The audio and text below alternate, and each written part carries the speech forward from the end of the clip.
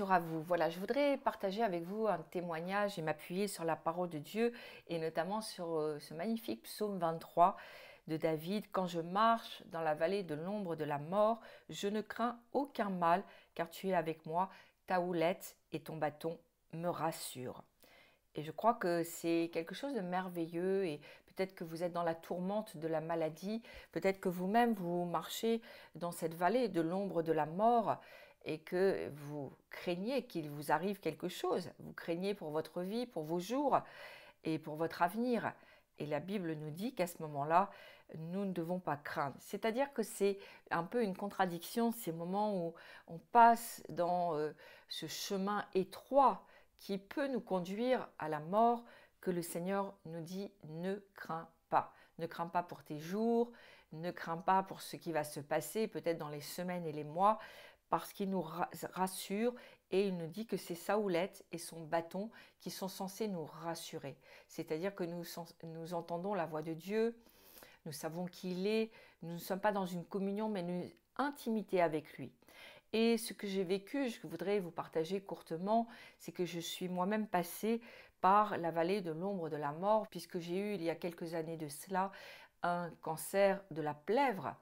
Et quand on m'a annoncé le diagnostic, j'ai senti qu'effectivement, je passais par un chemin étroit qui pouvait me conduire à la mort. Et j'étais chrétienne et je commençais à servir Dieu de tout mon cœur. Et il y avait évidemment dans ma tête, je me disais, je commence simplement à servir Dieu et en même temps, je suis peut-être à la fin de ma vie et mes enfants sont encore jeunes et vous vous projetez vers quelque chose, vous ne savez pas si vous le verrez, si vous le vivrez et c'est des choses difficiles et douloureuses et ce sont des choses aussi qui font souffrir votre âme et vous êtes à la fois confronté à la douleur physique mais également à la douleur morale. Et si c'est votre cas, je voudrais vraiment vous encourager aujourd'hui. J'ai prié le Dieu de la Bible, le Dieu de Jésus-Christ, de me libérer de cette épreuve, de cette flèche enflammée du diable qui est la maladie et le cancer. Et Dieu m'a délivré. Je ne suis pas passée par la chirurgie. Cette tumeur cancéreuse s'est mise à se résorber et il n'y avait plus rien au point que ni les radiologues, ni le pneumologue, pardon, au point que ni le pneumologue ni le chirurgien ne comprenaient plus rien, si ce n'est un miracle. Et je veux témoigner de ce miracle parce que je suis en vie aujourd'hui, il y a de nombreuses années de cela, et quand on marche comme ça dans cette vallée si étroite de la mort, effectivement, où on se rapproche de Dieu, où on s'en éloigne. Je crois que c'est un espèce comme ça, une épreuve décisive dans la vie et qui doit aussi nous éprouver à différents niveaux. Nous sommes éprouvés physiquement, comme je l'ai dit, moralement, psychologiquement. Nous sommes éprouvés spirituellement parce que nous devons être assez forts pour nous accrocher à la houlette et au bâton de Dieu et à croire dans notre guérison, quoi qu'il nous en coûte et quoi qu'il advienne. Et moi, je n'ai rien lâché. Je voudrais vous dire que je n'ai jamais rien lâché et que j'ai toujours déclaré à la face du diable que ce ne serait pas cette maladie ne serait pas mortelle. Et je me suis vraiment accrochée à Dieu. Et j'ai cru dans les compassions, dans la guérison divine. Et je crois que Dieu est le grand guérisseur. Il s'est présenté comme cela au peuple d'Israël.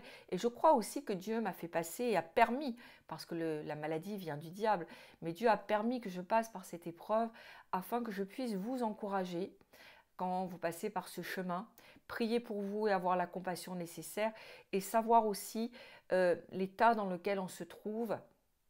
Et effectivement, on réalise qu'on n'est pas grand-chose à ce moment-là. On réalise que la vie peut s'arrêter d'un moment à l'autre et on craint que la vie ne s'arrête dans des douleurs épouvantables.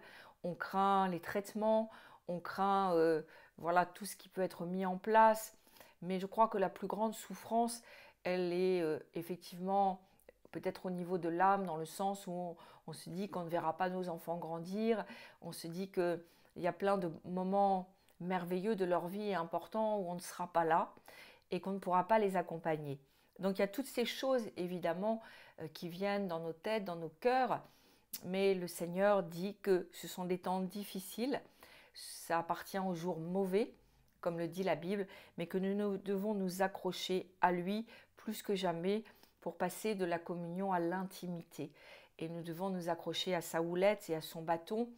Et c'est ça qui doit nous rassurer et nous dire que quel que soit ce que nous pouvons advenir, et moi je crois le meilleur, mais en tous les cas, le Seigneur sera toujours là, il est présent, il est proche de ceux qui souffrent, il est très proche et il traverse aussi la vallée de ceux qui passent par la mort et les ténèbres comme cela et qui ont l'impression qu'ils vont tout perdre, y compris la vie et surtout la vie, je dirais. Mais je voudrais également vous encourager parce que quelques années après avoir été guéri parfaitement de ce cancer de la plèvre qui, au passage, est un cancer foudroyant et un cancer où il n'y a aucun traitement possible. Donc, j'en ai été guérie. Et quelques années après, la douleur, je me lève un matin et je ressens, parce que vous savez, on se rappelle des expériences de douleur. On est marqué, le cerveau est marqué des douleurs intenses qu'on a pu avoir. Et quand le seuil est très élevé, on est marqué. Et un matin, je me lève et je ressens une douleur un peu identique dans le dos. Et aussitôt, j'entends une voix qui me dit « le cancer est revenu ».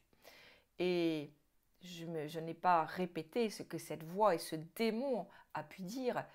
Et j'ai traité ça par l'indifférence, me disant que quand Dieu guérit, il guérit parfaitement et qu'il ne peut pas y avoir de rechute et que les symptômes sont toujours menteurs. Et j'ai décidé de prendre l'option de me dire que c'était démoniaque et que ces symptômes, c'était un mensonge. Donc je n'en ai pas parlé à ma famille, j'ai gardé ça pour moi. Et quelques jours après, la douleur a disparu. Je n'ai même pas refait d'examen sûr que j'étais de la guérison parfaite de Dieu. Donc il y a plusieurs étapes. Il y a la première qui est d'obtenir sa guérison et de s'accrocher comme ça à la main de Dieu et de lui faire confiance, même et surtout si c'est très difficile. Et la deuxième étape qui est celle de la rechute potentielle, parce que la Bible nous explique que les symptômes peuvent revenir parce que le diable va essayer de nous réinjecter à nouveau le problème ou la maladie. Et il faut camper sur la guérison, il faut camper sur notre confiance en Dieu et ne rien lâcher à ce moment-là. Et bien sûr que je suis en parfaite santé et aujourd'hui je témoigne à qui veut l'entendre et dans mon ministère aussi que moi aussi je suis une survivante, que si Dieu n'était pas intervenu, je ne serais plus sur cette terre des vivants, mais que je suis là pour témoigner. Tant que Dieu me le permettra, je témoignerai dans la guérison divine et dans le secours de Dieu. Voilà, donc que cela puisse vous encourager et je vous dis à bientôt pour d'autres vidéos sur la guérison, sur la délivrance et je vous donne rendez-vous aussi sur mon site Guérison des cœurs brisés, www.guérisondescœursbrisés-france.com pour voir tous nos événements à venir, les séminaires où je peux prier pour vous en présentiel si vous vous déplacez sur Paris, mais nous allons aller partout en France et en francophonie cette année. À très bientôt, soyez bénis.